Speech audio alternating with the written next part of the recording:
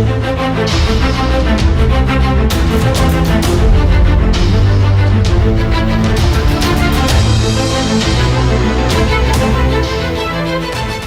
Hind everyone. तो students, जैसा कि आप लोग इस वीडियो का टॉपिक देख पा रहे हैं, गंगा रिवर सिस्टम, गंगा नदी तंत्र, और आप हमारे पीछे इमेज भी देख रहे हैं। हमारे पीछे जो इमेज भी लगी है वो किस चीज की है? गंगा नदी तंत्र की, है ना।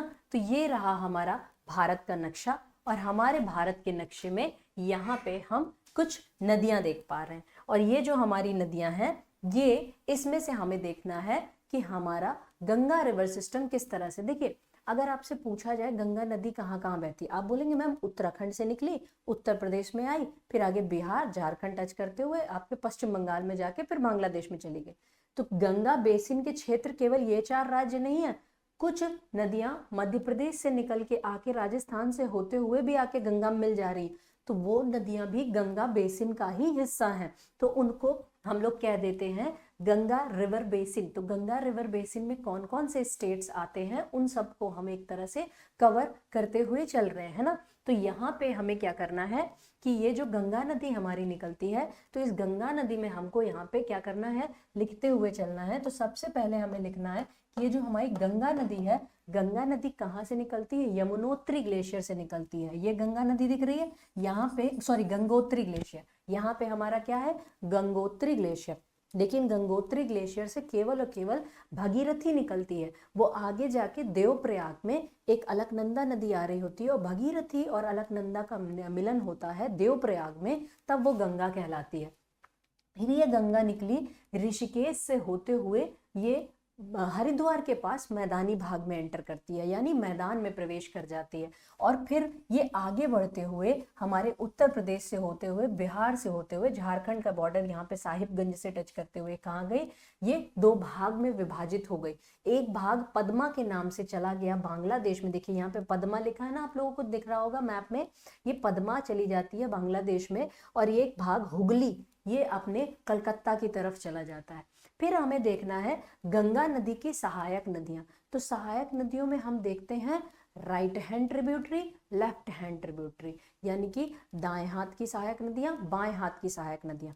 अब नदी का दायां बायां हम कैसे निर्धारित करते हैं?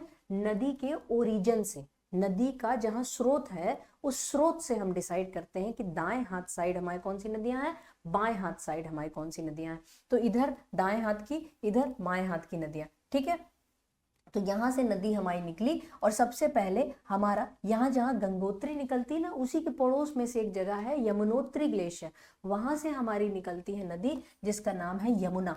क्या नाम है? यमुना। और ये यमुना पूरा हरियाणा के पास, दिल्ली के पास से होते हुए, पूरा उत्तर प्रदेश में यहाँ से इटावा से होते हुए, ये अपने प्रयागराज, जहाँ पे हमारा ये संस्थान है, जो हमारी हेड ब्रांच है त्रिशूल डिफेंस एकेडमी की, प्रयागराज में आके यमुना गंगा से मिल जाती है। ये देखिए, ये यहाँ पे जो मिलन हुआ, कहते हैं यहाँ त्रिवेणी संगम है, यानी 3 नदियों का, और तीसरी जो नदी है वो अदृश्य धारा है सरस्वती की। तो ये आपका है। फिर उसके बाद अब हम देख लेते हैं इसकी जो बाएं हाथ की ट्रिब्यूटरीज हैं, यानी बाएं हाथ की सहायक नदियां, यानी ऊपर की ये नदियां, इनको हम लोग देख लेते हैं। तो सबसे पहले हमारी नदी आती है रामगंगा। ये रामगंगा कहाँ से निकलती है? नैनीताल से निकलती है, और ये आके गंगा में कन्नौज के पास से आके ये आके कहाँ हो जाती है? गंगा में मिल जाती है। रामगंगा आके गंगा में मिल गई। फिर उसके बाद अगली नदी ये आके मिल गई यहाँ पे गंगा में। फिर अगली नदी आई हमारी गोमती, ये पीलीभीत के पास से निकलती है, जिला है पीलीभीत, वहां से निकलती है गोमती नदी। ये हमारा जो उत्तर प्रदेश की राजधानी है, क्या नाम है? लखनऊ। लखनऊ किस नदी के तट पर स्थित है? गोमती नदी के। और यही गोमती नदी आगे जाके जौनपुर के पास जाके ये कहाँ मिल जाती है? ये गंगा में आके मिल गई, ठीक है। तो ये भी हो गया। फिर अगली नदी आती है हमारी घाघरा नदी। कौन सी नदी? घाघरा नदी।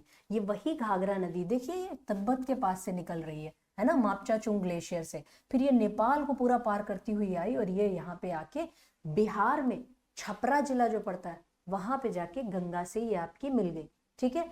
तो यहाँ पे जब ये आपकी मिल जाती है, तो ये जो हमारी घाघरा नदी है, ये घाघरा नदी जब यहाँ पे आके मिल जाती है, इसी घाघरा नदी को हम लोग अयोध्या के पास किस नाम से जानते हैं? सरयू नाम से जानते हैं। किस नदी के नाम से जानते हैं? सरयू नदी के नाम से जानते हैं। तो ये आ गई आपके। फिर हमारी एक नदी आती है राप्ती नदी। आपने सबने गोरखपुर का नाम सुना होगा, है ना। हमारे जो उत्तर प्रदेश के चीफ मिनिस्टर हैं श्री योगी आदित्यनाथ जी, वो भी गोरखपुर से ही, एक तरह से वहाँ पे ही उनका मठ है और वहीं पे वो निवास स्थान भी है। तो गोरखपुर से ये नदी आपकी राप्ती नदी गोरखपुर से बहते हुए आपकी आती है और बाद में घाघरा में मिल जाती है। तो एक तरह से ये भी गंगा नदी तंत्र का ही हिस्सा हुआ। फिर आती है हमारे डायरेक्ट, लेकिन देखो राप्ती नहीं मिलती गंगा में, वो घाघरा में मिलती है, फिर घाघरा गंगा में मिलती है। फिर अगली नदी हमारी आई और वो अगली नदी हमारी कौन सी है? गंडकी नदी। कौन सी नदी है? गंडकी नदी। और ये जो गंडक, इसी को कहते हैं गंडक, है ना। गंडक नदी जो हमारी होती है ये बिहार के पास आके हमारी किसमें से मिल जाती है? बिहार में पटना के पास आके हमारी गंगा से मिल जाती है। पटना के पास आके ये हमारी गंगा से मिल जाती है। फिर अगली जो आखिरी नदी बचती है जो आके हमारी गंगा से मिलती है उसका नाम है कोसी। अच्छा, ये कुछ प्रमुख नदियां हैं जो बड़ी नदियां, वो हम लोग गंगा नदी तंत्र में पढ़ रहे हैं। फिर कोसी नदी के बारे में आप सब ने पढ़ा होगा, सौरो ऑफ बिहार। बिहार का शोक किस नदी को कहते हैं? बिहार का शोक कोसी नदी को कहते हैं। किसको कहते हैं? कोसी नदी को कहते हैं। तो ये रही है हमारी कोसी नदी, जो कि कहाँ पे मिल जाती है? जो कि आपके गंगा में मिल जाती है। कोसी नदी कहाँ पे मिल जाती है? गंगा में मिल जाती है। ठीक है, तो गंगा में मिल जाती है। बाद में गंगा यहाँ पे पश्चिम बंगाल में फरक्का के पास पहुंचती है और वो आपकी दो भागों में डिवाइड हो जाती है। एक बांग्लादेश में चली गई जिसको पद्मा कहा गया, एक आपकी कलकत्ता की तरफ चली गई जिसको हुगली कहा गया। कलकत्ता का वो हुगली नदी का ब्रिज आप लोगों ने देखा होगा, जब भी कलकत्ता का नाम आता है सबसे पहले वो ब्रिज दिखाया जाता है, हुगली नदी का, हावड़ा ब्रिज, जो मतलब आपका उधर जो आपका बना हुआ है। ठीक है, तो चलिए फिर उसके बाद यहाँ पे हम लोग आते हैं। अब हम आ जाते हैं हमारी गंगा की कौन सी नदियों पे? गंगा की हमारी ये बाएं हाथ की देख ली, अब आ जाते हैं दाएं हाथ की ट्रिब्यूटरीज में। दाएं हाथ में गंगा में सबसे पहले ये आई यमुना। अब यमुना मिल गई, लेकिन पता है यमुना भी अपने आप में एक बड़ी नदी है, तो हमें यमुना की भी सहायक नदियां देखनी होती हैं, क्योंकि यमुना की ज्यादातर सहायक नदियां यमुना में कहाँ से आके मिल रही हैं? यमुना में बाएं हाथ साइड से मध्य प्रदेश की तरफ से आके मिल रही है। कहाँ पे आके मिल रही? मध्य प्रदेश की तरफ से आके मिल रही। और सबसे पहले हमारी निकली है कौन सी? चंबल। कौन सी निकली? चंबल निकली। चंबल महू के पास, मध्य प्रदेश में महू नाम का स्थान है विंध्य की पहाड़ियों में, वहां से चंबल निकली और पूरा मध्य प्रदेश घूमते घमाते राजस्थान से होते हुए अपना ये इटावा के पास आके किससे मिल जाती है? यमुना से। आप लोगों को मैं एक बात बताऊं, ये जो हमारी यमुना यमुनोत्री से निकल के जो दिल्ली हरियाणा तक आती ना, इतनी पोल्यूटेड हो जाती बेटा, इतना प्रदूषण हो जाता है इसमें कि नाला और यमुना में फर्क नहीं पता चलता। थोड़ी बहुत कसर आगरा वाले पूरी करते हैं, चमड़ा उद्योग है ना आगरा में, तो यमुना नदी एकदम खत्म ही हो जाती। ये जब हम प्रयागराज में यमुना देखेंगे तो हमें बहुत सारा पानी देखने को मिलता है। इतना पानी इसको कहाँ से मिला? जब इटावा के पास चंबल आके इससे मिल जाती है। चंबल जब आके यमुना मिल जाती है, चंबल बहुत बड़ी नदी, बहुत सारा पानी इसमें है, जब ये मिल जाती है तो यमुना में ढेर सारा पानी हमें देखने को मिलता है। ठीक है, तो ये आई चंबल और ये यमुना मिल गई कहाँ पे? इटावा के पास आके मिल गई। फिर यहाँ से ये होते हुए आगे गई। फिर इसमें आपकी ये छोटी नदियों पे हमें एक तरह से नहीं जाना है, यहाँ पे हमारे बेतवा नदी आके मिल गई। बेतवा नदी ये आपकी नदियाँ, बेतवा, झांसी का नाम आपने सुना होगा, झांसी जो हमारा है ना रानी लक्ष्मीबाई का, ये भी आके हमारा झांसी की तरफ से बेतवा होते हुए आती, फिर यमुना मिल जाती। केन नदी, बांदा डिस्ट्रिक्ट अगर आपने यूपी का सुना हो तो वहां से केन नदी आती है और यमुना से मिल जाती। ये सब यमुना की सहायक नदियां, और ये सब फिर यमुना आके कहाँ मिल जाती है? प्रयागराज के पास हमारे आके कहाँ पे मिल जाती है? ये आके हमारे गंगा में मिल जाती है। ठीक है, यहाँ पे त्रिवेणी संगम हो जाता है। फिर उसके बाद एक टॉन्स नदी आती है, ये भी हमारे गंगा में आके मिल जाती है, बाएं हाथ की हमारी ट्रिब्यूटरी होती है। फिर आपको यहाँ मध्य प्रदेश के पास, यहाँ पे मध्य प्रदेश और छत्तीसगढ़ के बॉर्डर में एक पठार है, काफी ऊंचाई का एरिया है जिसका नाम है अमरकंटक का पठार। पठार मतलब पहाड़ माने ऐसे होता है, पठार माने इसका जो टॉप का एरिया है वो फ्लैट हो, उसको हम लोग क्या कहते हैं? पठार कहते हैं। तो पठार में से वहां से एक अमरकंटक का पठार, उसमें से एक नदी निकलती है जिसका नाम है सोन।